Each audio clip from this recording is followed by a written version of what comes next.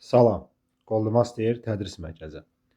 Bu gün sizlərə limitin tapılmasında L'Hopital qaydasını izah edəcəyəm. Deyək ki, limiti hesablayım, bərabərdir. Əvvəla harda x var, yenə 0 yazsam, sürət edir 0, 0 üstə, arcsinus 0 da 0 edir, 0 bölünsün 0 qeyri-müəyyənliyi alınır.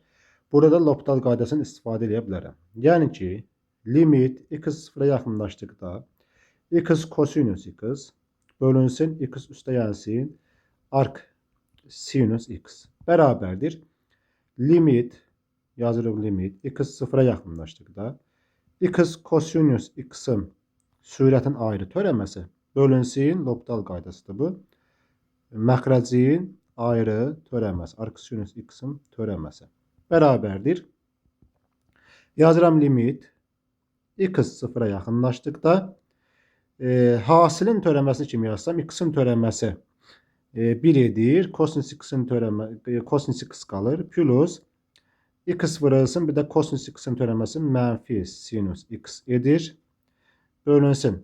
X-in törəməsi 1-dir. Plus arc sinus x-in törəməsi də 1 bölünsün kökün altında 1 minus x kvadratdır.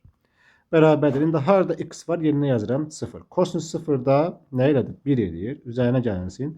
0 bu ifadə əvrəndə 0 eləyəcək. Plus 1 üzərinə gəlinsin. X-in yerinə 0 yazsam, 1 kök altında 1 qalır. 1 də 1-ə bölündə 1 edir. Yəni ki, 1 üstə 1 olur. O da bərabərdir. 1 bölünsün 2.